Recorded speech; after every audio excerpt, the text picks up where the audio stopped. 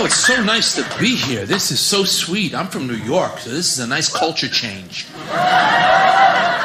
This is different for me. This is just like beautiful. Mountains and scenery. Even the people are different. You guys are so different from us in New York. You're happy. You're polite. That's very shocking to a New Yorker. I'm walking down the street today, total stranger. How are you? How's your day going? I said, what do you want? I'm from New York. We don't talk to people. We don't talk to people. That's what we say if you're from New York. And we don't talk to people. I'm sure some of you have been there. We seem rude. We're not rude. We're nice people. We just don't want to be bothered with you. Because people say stupid things. I was on the flight coming out here, and the guy next to me was like, so where are you going? I was like, look at your ticket. We're all going there.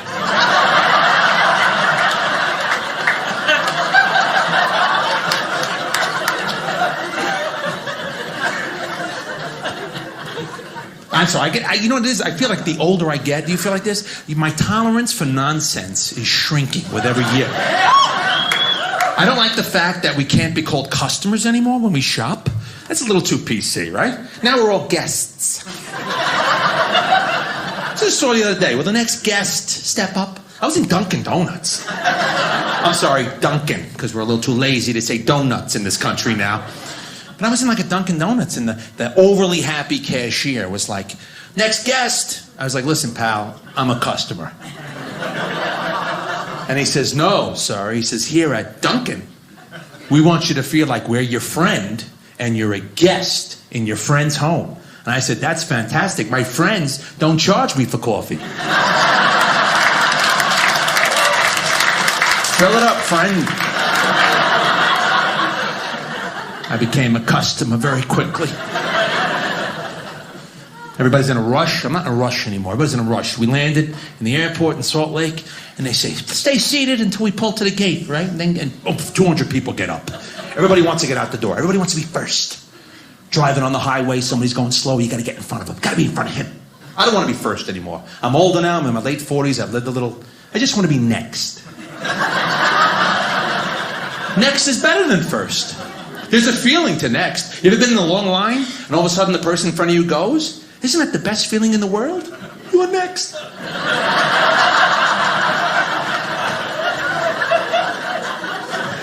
They even announce it, right? Who's next? That's me!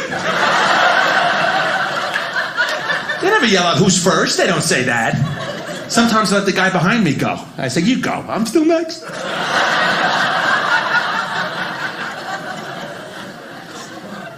I don't want to spell things out anymore, too. I was on the phone the other day trying to rectify my cable bill. You ever on a phone call and they're like, can you spell that out? And you have to go N as in Nancy. I don't do that anymore. I just mess around now. I'm like, yes, P as in pneumonia. X as in Xerox. G as in gnat. P again as in psycho.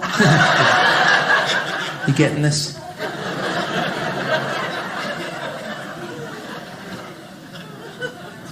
So I'm married too. I'm actually going to be excited to be celebrating my my third wedding anniversary coming up to my beautiful bride. Oh, that's okay.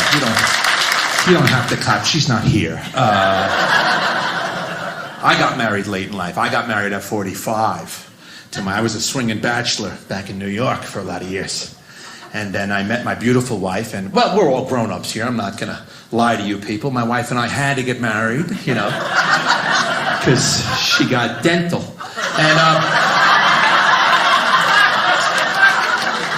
your priorities change as you get older. 25, you're married for love. 45, a 401k and healthcare. You have to invest in your future. My wife is not only beautiful, she comes with dental, eyeglasses, and a $20 copay. I put a ring right on that finger. I love you. Second date. Didn't even know her last name yet. Will you marry me? What date does the copay kick in?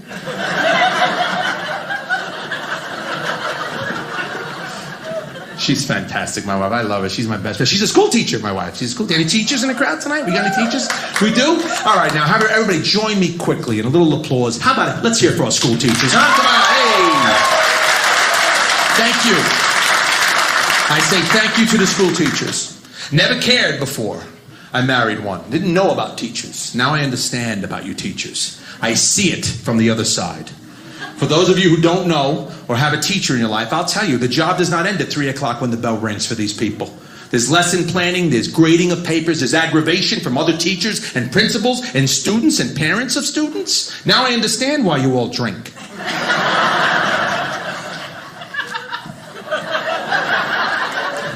It's fun being married to a teacher. It is. My wife's a wonderful teacher. But this is my job. See, this is what I do. I travel around this wonderful country of ours. I get to tell jokes. I get to meet audiences from all walks of life like you guys, and it's wonderful. But that's it. When I'm home, that's it. When I'm off, I sleep till noon.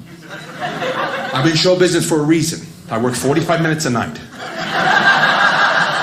You getting where I'm going with this? I don't do much. I'm a get up from the bed, go to the couch kind of guy. I sleep till noon, I hang out, I sit around in my bathrobe, write a few jokes, make coffee at 2 p.m., watch Judge Judy. This is my day. And it's fun being married to a school teacher, except for the summertime. Summer's long. Because my wife's a go-getter. Oh, God, my wife is a go-getter. She gets up, she can do 1,000 things before noon. She should be in the Army. My wife, the first day we were married, it's the summertime. She got off, and she's got shorts and sneakers, and she's like, come on, we're going for a power walk. I said, come on. You go. I'm going to take a power nap. You know, and she does everything. She's like, this is what you're going to do? She yelled at me. This is what you're going to do? It's 79 degrees, blue skies. You're going to sit on the couch all day in your bathrobe, watch television? But in my defense, my wife and I did not live together until we were married. So in that moment, I sat her down and I said, sweetheart, let me tell you something about me. When I was a little boy, the doctor told me I had a lazy eye. I didn't know it was going to spread.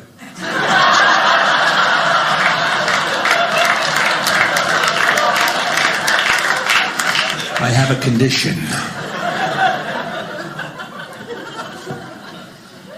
She's a go-getter. We're married for almost 3 years now. We were blessed on the 12th of June in 2019 with a new addition to our family. I have a new little baby at home, 7 months old. I have a 7-month-old little girl. We're older parents, but it's okay. You know, it's wonderful. She wasn't a little girl, my daughter. She was 8 pounds and 13 ounces. That's a healthy baby, right? She just turned 7 months. She's 142 pounds now. She eats like a linebacker. We didn't know what we were having. My wife and I, we wanted to be surprised, which upset family members and friends because people would come up to us all the time when we were pregnant. They're like, what are you having? I was like, a baby. They were like, no, come on, what kind? I was like, human. I think human. We're praying for human. They're like, you don't know the sex? I said, no, we don't know the sex of the child. What's wrong with that? And people that already had kids, they would just chastise us. They were like, you should know the sex of the child. I'm like, why? They're like, because you can get the room ready. See, they were thinking like parents, right? They were like, you can paint, you can set up the room, you get that room ready. I said, relax. We have a 1-bedroom apartment in New York City. The room is ready.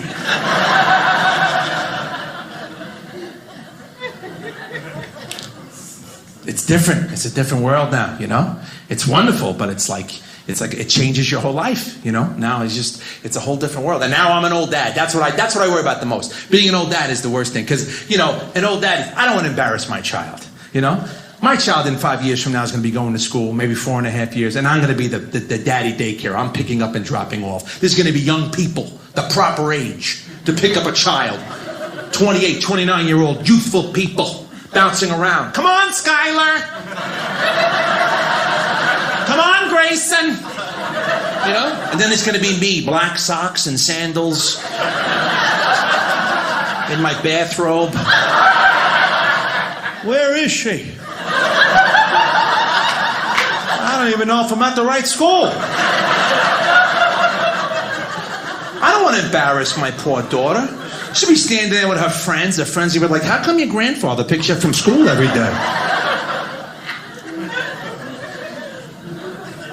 Got to try and stay youthful. Got to stay in shape. I'm not in bad shape. I'm not in good shape. I'm in no shape, really. I don't do it. This little walk I'm doing right here is the most exercise I've got all day.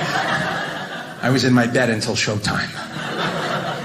I don't do anything, And the body's starting to change. Once you get 47 and past, and some of the gentlemen in the audience who are that age, they can attest to this. The body starts to change, right? Little things are happening. Like I took a nap this afternoon. Just laid down and take a nap. Only my foot fell asleep. What the heck is this all about now? Do our body parts take shifts as we get older?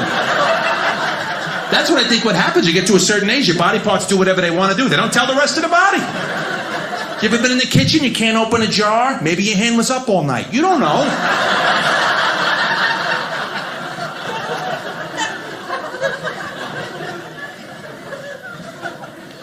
I don't want to look old for my poor kid. I get my physical every year. I said, Doc, look, my hair's starting to fall out. Maybe give me something to keep it in. He gave me a Ziploc bag.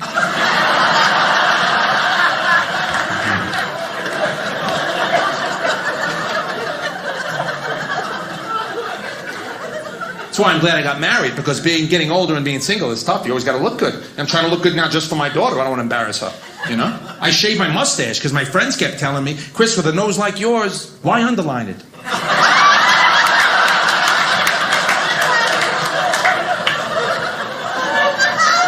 That's not funny.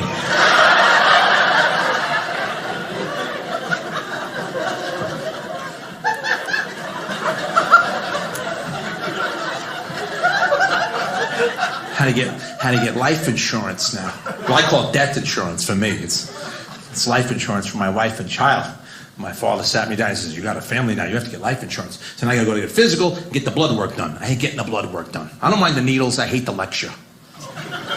Right? Every time you go to the doctor and come in, do the blood work, come back in a few days, we'll discuss. He's like, what's with the blood pressure? What's with the cholesterol? I'm like, I don't know, I'm paying you. Why don't you tell me? I got high cholesterol. It's hereditary, My father, grandfather, great-grandfather all had the high cholesterol. But I said to my doc, Doc, look, what can I do to lower the cholesterol? I know I have to cut back on the fried foods. I know I got to cut back on some of the red meats. What can I put into the diet to help out the cholesterol? Now, if anybody has high cholesterol, here's a free tip. My doc said, eat more leafy green vegetables. More spinach, kale, Swiss chard, broccoli rabe. I said, Doc, I love leafy green vegetables. I just love them stuffed inside of a ravioli. He's like, can you be a vegetarian for a little while? I said, very little, like a day and a half maybe. Maybe a weekend if there's no holidays involved. I can be a pescatarian. I can give up meat tomorrow for 6 months and just eat fish. I can't be a vegan, though. Any vegans here? If you have the energy, raise your hand. Have you seen these people? They brag about being the healthiest people in the world. They look like they have a week left on the planet. Have you seen these people? They're pale, their clothes are falling off, they're tired. Look, I don't pick on anybody. I believe in live and let live. Whatever makes you have your best life, do it. But here's the problem with the vegan people. I don't know how it is out here, but in the East, they like to tell you what to do. They're a little snooty in New York. They poke their nose into your business. My wife and I go to a restaurant. I take my wife out every Monday. It's our date night. Every Monday. I do it. And believe it or not, I am a romantic. I take my wife out, no matter what the weather, what the thing. My sister comes over. She sits for my little girl, and we go down. We go about a mile away. This wonderful little Italian joint in New York. It's like from 1950, and you walk in there and you feel like it's 1950. Beautiful, great food. So we go there every week. And I'll tell you, I was in there about 2 weeks ago with my wife, and I had a veal chop like this on the bone, split down the middle, stuffed with prosciutto and provolone. Oh. Broccoli rabe sauteed in garlic and olive oil. A little linguine over here. This is what happens as you get older. You remember the meal. Because my friends are like, you are so good to your wife, you're so romantic, you must get good loving at home. I said, I don't remember, but the meals are fantastic. My wife was eating like chicken parmesan, and over walks a tourist. And she was a vegan. And she was chatty. And you know how much we love that. She stops at our table. Thank you. She was very nice for a few minutes, but then she went into her little protest. She looked down at our plate. She's like, do you know how cruel it is the way they murder these animals? Here we go. I'm like, go ahead. She's like, do you know what eating this food is going to do to your health? And that's where I got her. Right there, I nailed her. I said, lady, hold on. My grandmother just turned 102 years old this year. She looks at me, she goes, your grandmother eats meat? I said, no, she minds her business.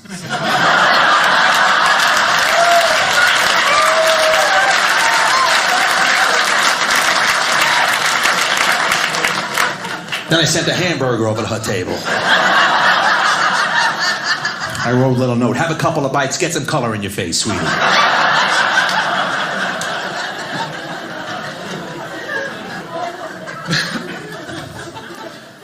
Gotta try and stay healthy. Gotta try and be disciplined. I got a little girl. She's already 7 months and 2 weeks, and she's got me wrapped around her finger. My wife doesn't want a spoiled child. I don't want a spoiled child. We have friends with spoiled children. And they just get whatever they want. They don't have to do anything for it, these kids. I have friends back in New York. Tell me this isn't insane. On Halloween last year, they spent $242 on costumes for 2 children. $121 a pop. Isn't that insane? Everybody here, take yourself back to when you were a little kid. You ever have a costume that was $5? No, you were lucky if you had what I had. Your mother cut 2 holes in an old sheet. You're a ghost. There you go. You're a ghost. One year, my mother had a brand new white sheet and she couldn't cut it up. So she just put it over me and said, you're a piece of furniture being moved.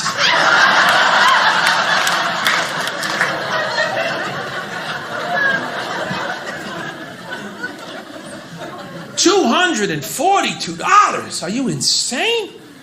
We didn't have that. We had homemade costumes. We couldn't even get my mother and father to shoot the lock off the wallet and get us that costume from the department store, the one that we all wanted when we were little kids. If you grew up in the 70s and 80s, we all had the same costume. That little junky costume in the box. It was a plastic mask, laced with asbestos on the inside. Remember this piece of garbage? Had a wonderful security strap, the rubber band stapled to each side. This thing is so tight on your face. You got paper cuts on your eyelids and your tongue. You're inhaling dried snot the whole day. Wasn't all your snot because you switched the mask with your friends a few times. By 6:30, the rubber band snap, you're holding it on like a little idiot. I'm looking on Instagram and Facebook, my friends' kids, they look like they just come out of a Tim Burton film, or they come out of the Disney costume lot. They had these unbelievable high-definition costumes. They looked like they were in the movie Frozen. And then I look back through my old photo album of the Polaroids that I had. We had the little crappy mask, and it had a vinyl smock, right? That went over your clothes with a cartoon picture of the body. And no child safety, may I interject. We had no child safety when we were all growing up, because that costume that our parents put on us, there was a warning on the side label that said highly flammable, right on the box. My mother's ashing cigarettes and inches over our heads. That's what trick-or-treating. She's like, roll around, yoga wow, roll around. Hurry up, stop, drop, and roll, let's go. Will you go put your brother out, please? Put your brother out and ring the doorbell. You guys got 26 minutes. My stories are coming on. They were trying to lose us. But this is the world we live in now, you know? Just gotta try and have discipline with my little one and it's a different world. This isn't the world I grew up in, you know? And I'm sure most of you feel the same way. How many people, real quick, how many people, by round of applause, think that the little ones growing up now get away with a lot more than what we got away with when we were growing up in the world, right? There's not a lot of discipline out there. My wife and I were shopping at Christmas. We saw a 6-year-old boy at the mall scream at his mother's face, right in front of all the other customers. Little kid get right in his mother's face. I said no! And he lived. You ever talk back to your mother like that? Of course you didn't. You're here right now. I try to do the proper thing. My brother has 2 boys. I love my brother's 2 boys. 6 and 7 years old. My brother does the timeout with the kids, though. He does that. Any parents out there doing the timeout? Yeah, that's the thing of today, right? We didn't have timeout when I was growing up. And you guys did. We had blackout. That's what we had.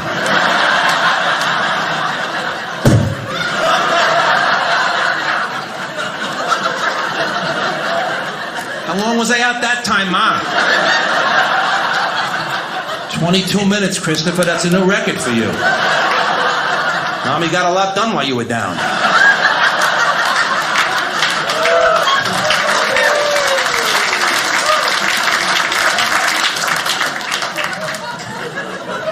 You can't do that today.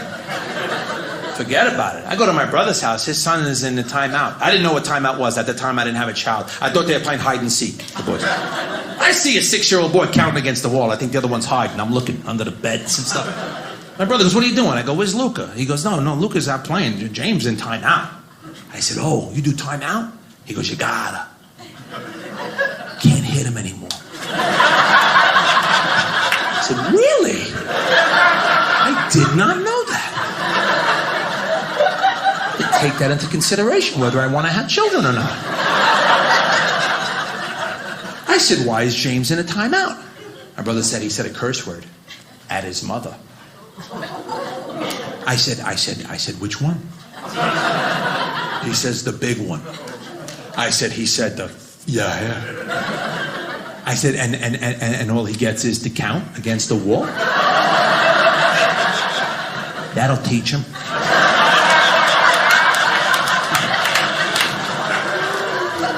I said, let me ask you something. If you or I ever said the big one to mom or dad, would we be standing here right now having this conversation? One of us have a limp, one of us had no teeth in our mouth. My brother goes, that's the way it is. You just can't spank him anymore. I said, wow, that's something. I remember when you got hit for getting hurt. Anybody remember that? Remember coming in bleeding, looking for sympathy? Ma! Didn't I tell you not to play by the fence? Now you can bleed to death, stupid. Wait till your father gets home. Think you're hurting now. Right, but we all got hit, and look at us, we turned out great. We drink a little, but we're okay. My mother threw a glass ashtray at my head with a lit cigarette still in it. That was considered good parenting in 1978. No, my mother saw me doing something wrong. She could not get to me in time, so she diffused the situation by taking an ashtray and stopping me from getting hurt further. That's what she was doing. One little bump on the head to avoid something big. And I would have got hurt further, because now I realize 40 years ago that happened, and I was wrong. She was right. I never should have tried to talk to her during her soap opera. I know that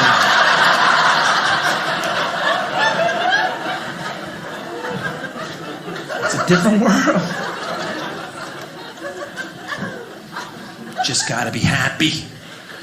That's what everybody wants us to be happy, right? Gotta be happy. Gotta smile. I say try and be happy. Be happy. Life's too short. Enjoy it, right? Go out, come to a show, go to a nice restaurant, go on a nice vacation. Spend your money. Spend it on you. You know, enjoy it while you're here. Because what do they tell us when we're all gone? Can't take it with you. Heard that my whole life. I don't know if it's true. That's what they say. I'd hate to pass on and find out you can take it with you. Wouldn't that be terrible? Now we're walking around heaven broke. What if we get to the pearly white gates and St. Peter says it's $5,000 to get in? You're like, what? I did not take it with me. I was told specifically I couldn't take it with me. I gotta send a text message down to my brother. Put all the money in your pockets and hang yourself. You guys are wonderful. God bless you. Thank you for having me. My name is Chris Monty.